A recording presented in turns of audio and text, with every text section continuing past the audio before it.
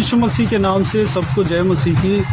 आज का वचन है नीति वचन उसका 24 अध्याय 10 वचन। यदि तू युक्ति के समय साहस छोड़ दे तो तेरी शक्ति बहुत कम है। मेरे प्रियो, जो भी नीति वचन इसमें लिखा हुआ है वह सब हमारे लिए लिखा हुआ है। जो एक इंसान किस तरह चलना चाहिए उनको यह नीति वचन, परमेश्वर का वचन सलाह देता है।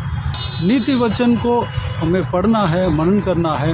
उसमें सारे बातें हमारे भलाई के लिए है। हमको इस संसार में किस तरह जीना है, सत्य के मार्ग में किस तरह चलना है, हमारा स्वभाव किस तरह होना चाहिए, हम जीत कैसे हासिल करेंगे, ये सारी बातें परमेश्वर का वचन में लिखा हुआ है। आत्मिक जीवन में जीत हासिल होना ही नहीं बल्कि इस संसारिक जीवन में भी परमेश्वर की ओर से जीत हासिल कर सकते हैं। वो किस तरह हासिल करेंगे, परमेश्वर का वचन हमें सिखाता है। हम बीते हुए दिनों में हमने देखा कि हम परमेश्वर के नज़र में राजा हैं। हमें राजा और याजक करके प्रभु यीशु ने बुलाया है, जो कि नया नियम के परमेश्वर प्रभु यीशु मसीह के चेले लोग, यानी कि उनके ऊपर जो कोई भी जन विश्वास करते हैं वह राजा ठहराए गए, याजक ठहराए गए। पुराना नियम में कई सारे जनों से, यानी कि दुनिया में तो बहुत सारे लोग थे, बहुत सारे जातियां थे, उसमें से इजरायली जन को परमेश्वर ने अपना जन करके चुना।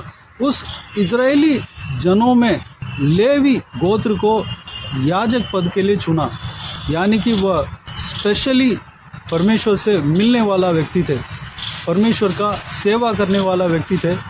परमेश्वर अपने लिए सेवा करने के लिए, अपने याजक बनने के लिए एक गोत्र को चुना। उस गोत्र में कई सारे लोगों को, यानी कि कहात, गेरशोम और मरारी, ये तीनों वंशावलियों को अलग अलग काम दिया है। उसमें से याजक पद जो है एक वंशावली को मिला है। मेरे प्रियो, हारून के वंश में से ये सारे याजक जो है परमेश्वर की ओर से चुने गए हैं। वह सब कहात के वंश में से निकले हैं। मेरे प्रियो, नया नियम के मुताबिक जो कोई भी जन परमेश्वर प्रभु यीशु मसीह से विश्वास रखते हैं वह सब याजक ठहराए गए हैं। पुराना नियम की तरह नहीं, नया नियम में सारे जनों के लिए परमेश्वर ने अपने आप को बलिदान कर दिया, सारे जनों को याजक बना दिया। पहले बीते हुए दिनों में परमेश्वर के मंदिर में एक पर्दा हुआ करता था, एक पवित्र स्थान और महापवित्र स्थल। उस दोनों स्थलों के बीच में पर्दा हुआ करता था। याजक भी उस महापवित्र स्थल में प्रवेश नहीं कर सकता। लेकिन प्रभु यीशु मसीह हमारे लिए बलिदान होने के बाद वह पर्दा फट गया, यानी कि सारे जन महापवित्र स्थल में प्रवेश कर सकता है।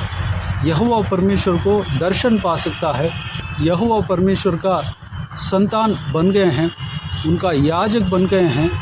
हमारा महायाजक जो है प्रभु यीशु मसीह है। एक याजक जो है, उनके ऊपर जो पद जो वचन की ओर से कि महायाजक जो है याजक के ऊपर रहता है। एक महायाजक अति पवित्र रहता है। महायाजक जो भी बोलता है वही याजक को करना पड़ेगा। जो भी उस परमेश्वर का मंदिर में जो भी जन सेवा कार्य कर रहे हैं, उस तीनों वंश में से, गेरशोम, कोहात और मरारी के वंश में से हर एक वंश को अलग अलग काम बताया गया है। सारे जन जो है महायाजक के मार्गदर्शन के अनुसार उनको काम करना पड़ेगा। महायाजक जो है एक परमेश्वर के मंदिर में, परमेश्वर का भवन में प्रथम स्थान ठहरते हैं। हम जो है याजक बने हैं। हमारा महायाजक प्रभु यीशु मसीह है। प्रभु यीशु मसीह जिस तरह कहते हैं हमें करना है। प्रभु यीशु मसीह ही हमारे लिए पिता से प्रार्थना करता है। हम अगर गलती कर जाते हैं, हम उद्धार पाने के बाद भी अगर जाने अनजाने में हम फिसल जाते हैं, तो हमारे लिए विनती करने वाला एक महायाजक प्रभु यीशु मसीह है। वह स्वर्ग में हमारे लिए विनती करता रहता है। इस धरती में प्रभु यीशु मसीह जीते समय भी अपने चेलों के लिए और सारे जनों के लिए, जो भी उनके ऊपर विश्वास करते हैं और किया है और करने वाले हैं, उन सबके लिए भी प्रार्थना किया, विनती किया, पिता से विनती किया, क्योंकि वह हमारा महायाजक है। मेरे प्रियो, महायाजक का प्रार्थना परमेश्वर, यहोवा परमेश्वर ज़रूर ग्रहण करेगा। एक बात को आपको समझना चाहिए कि यहोवा परमेश्वर, प्रभु यीशु मसीह, पवित्र आत्मा एक ही है। वह अलग अलग रूप में काम करते हैं। प्रभु यीशु मसीह यहोवा परमेश्वर से अलग होकर एक इंसान बनकर इस धरती में जन्म लिए हैं, लेकिन वो भी परमेश्वर है। तो तीनों व्यक्ति जो है मिलकर जो है काम करते हैं, तीनों एक ही है। एक शरीर में शरीर और प्राण और वचन, तीनों चीज़ जो है एक इंसान के शरीर में से अलग नहीं हो सकता।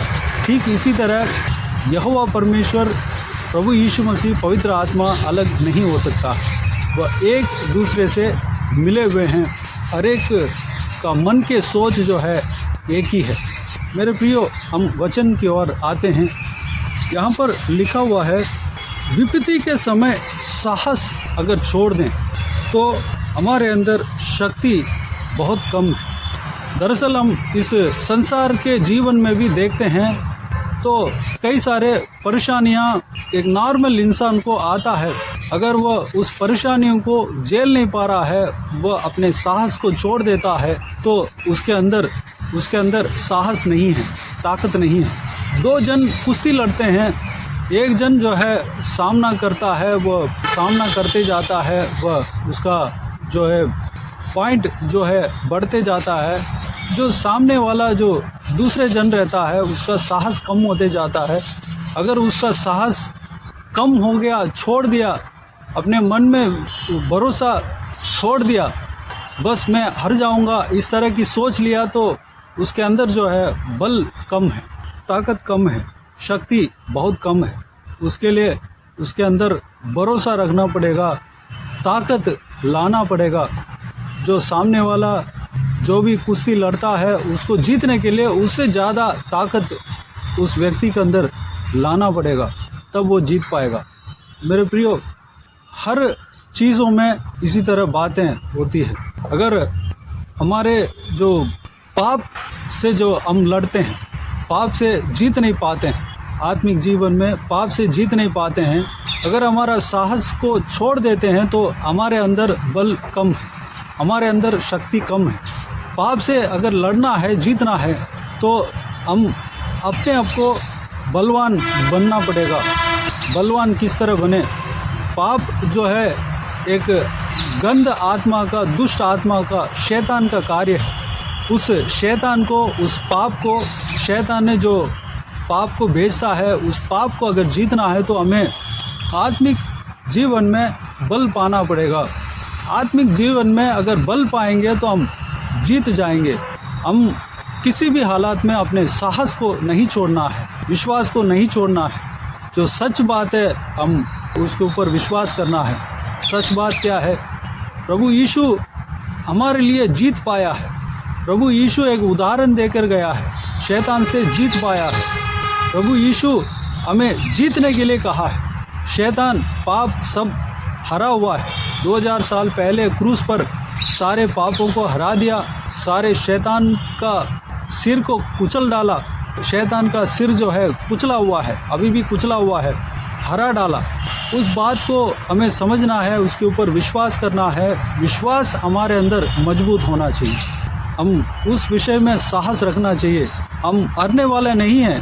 हारने के लिए हमें परमेश्वर नहीं बुलाया है, जीतने के लिए बुलाया है। मेरे प्रियो, हमारे अंदर किसी भी बात पर जीत पाने के लिए साहस होना चाहिए, विश्वास होना चाहिए, भरोसा होना चाहिए। हम आत्मिक विषय में बल पाना चाहिए। मेरे प्रियो, आत्मिक जीवन में हमें जीत पाना है तो हमारे अंदर बल पाना चाहिए, शक्ति पाना चाहिए। आत्मिक शक्ति, आत्मिक बल कैसे पा सकते हैं? पवित्र आत्मा के द्वारा हम पा सकते हैं। पवित्र आत्मा कौन देता है? प्रभु यीशु मसीह देता है।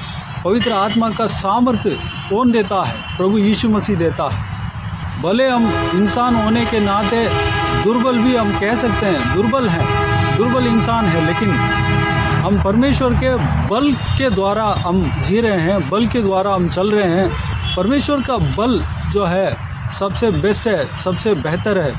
उस बल के सामने कोई भी खड़ा नहीं हो पाएगा। परमेश्वर का बल में हम शक्तिशाली होना चाहिए, परमेश्वर के सामर्थ्य में हम बढ़ना चाहिए। अगर हम परमेश्वर के सामर्थ्य में बढ़ेंगे तो हमारे सामने कोई भी दुष्ट शक्ति आ जाए, कोई भी पाप आ जाए, हमें गिराने के लिए कोई भी पाप को शैतान भेजे, उस सारे बातों से हम जीत पा सकते हैं, सारे बातों को हरा सकते हैं। हमें शक्ति पाना है, परमेश्वर की ओर से शक्ति पाना है, साहस पाना है। हमें साहस पाने के लिए क्या करना है?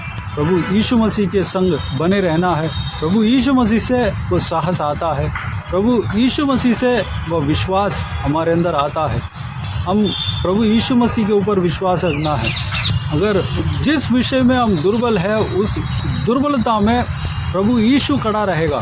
प्रभु यीशु अपने बल के द्वारा हमें थामेगा। तो घबराने का कोई बात ही नहीं है, हारने का कोई बात ही नहीं है। सामने जो शैतान है वह हमें डरा सकता है, धमका सकता है, लेकिन हमें कुछ नहीं कर सकता। उसको भी सच मालूम है, हमें भी सच मालूम होना चाहिए। उस सच के ऊपर विश्वास हमें करना चाहिए। क्या सच है? प्रभु यीशु सारे अंधकार से, दुष्ट आत्माओं से, पापों से जीत पाया है, और प्रभु यीशु ने जीत पा लिया, हमारे लिए जीत पाया। उस बात को हमें समझना है और प्रभु यीशु का सामर्थ्य को हमें पाना है। प्रभु यीशु का आत्मा का सामर्थ्य हमें पाना है। प्रभु यीशु मसीह का बल हमें पाना है। प्रभु यीशु मसीह का बल के सामने कोई भी बल काम नहीं करेगा।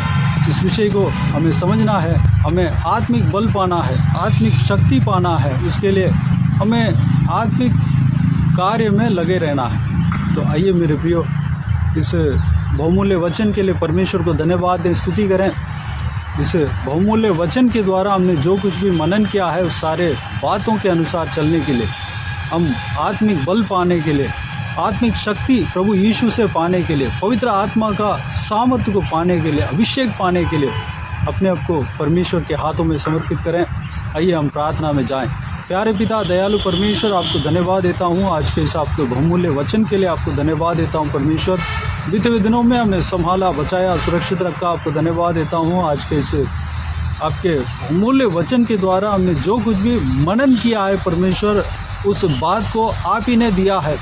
पवित्र आत्मा ने हमसे बातें किया पिता, सारे बातों को हम अच्छी तरह जान लेने पाएँ, मनन करने पाएँ परमेश्वर, उस बातों के ऊपर हम विश्वास करने पाएँ पिता। हम जीत पाने के लिए आपसे चुने गए हैं परमेश्वर, क्योंकि आपने जीत हमें 2000 साल पहले ही दिला दिया है परमेश्वर। आपने 2000 साल पहले क्रूस पर सारे पापों को हरा दिया, सारे अंधकार को हरा दिया, सारे अंधकार की चीज़ों को हरा दिया, सारे दुष्ट शैतानों को हरा दिया। शैतान का सिर को कुचल डाला परमेश्वर, उसका सिर आज भी कुचला हुआ है परमेश्वर। पिताजी, हम उस बात के ऊपर हम विश्वास करने पाएँ परमेश्वर। हमारे दुर्बलता में, हम इंसान हैं परमेश्वर, हमारे दुर्बलता में आप खड़े रहते हैं। आप अपने बल के द्वारा हमें थामते हैं परमेश्वर। आपके बल के द्वारा हमें परमेश्वर सहारा देते हैं, हमें थामते हैं, हमारे साथ रहते हैं, हमारे संग रहते हैं, हमारे साथ आप खड़ा रहते हैं परमेश्वर। पिताजी, आप हमारे संग रहते हैं, इसलिए हम कभी हारेंगे नहीं। पिता, जो कुछ भी कार्य हमें गिराने के लिए कोशिश करे, तो वो सारा कार्य जो है हालेलुया वो नाकाम हो जाएंगे, क्योंकि वह हरा हुआ है परमेश्वर। पिताजी, हर चीज़ों से जो हमें सामना करने के लिए आता है, उस कार्य से हम जीत पाने के लिए हमें बल चाहिए पिता, सामर्थ्य चाहिए, जो कि आपके द्वारा हमें मिलता है परमेश्वर। पिता, आपके बहुमूल्य वचन को अच्छी तरह पढ़ने पाएँ, क्योंकि आपके बहुमूल्य वचन के द्वारा हम सामर्थ्य पाएंगे पिता। हालेलुया, आपके वचन यही कहता है परमेश्वर। प्रार्थना के द्वारा आपके बल को पाने पाएँ, स्तुति आराधना के द्वारा आपके बल को पाने पाएँ परमेश्वर। आपके साथ हम चलने पाएँ, आपके बाता हुआ काम को हम करने पाएँ परमेश्वर। आत्मिक एक्टिविटीज़ में हम बने रहने पाएँ पिता, अनुग्रह देना, आगे बढ़ने पाएँ। हालेलुया। हम सामर्थ्य में, आपके सामर्थ्य में और बढ़ने पाएँ, शक्ति हम पाने पाएँ, बल पाने पाएँ, अनुग्रह देना पिता। धन्यवाद परमेश्वर। हालेलुया। सारे बातों के लिए धन्यवाद देता हूँ। इसी तरह सारा व्यूअर्स को आशीष देना, संभालना, चलाना, सुरक्षित रखना, किसी को भी कोई भी कमी घटी ना होने देना, भरपूर आशीष देना। कोई भी जन बीमार हो उनको आपके हाथों में सौंपते हैं, उन्हें छूना, चंगा करना, प्रभु यीशु मसीह के नाम से चंगा होने पाएँ।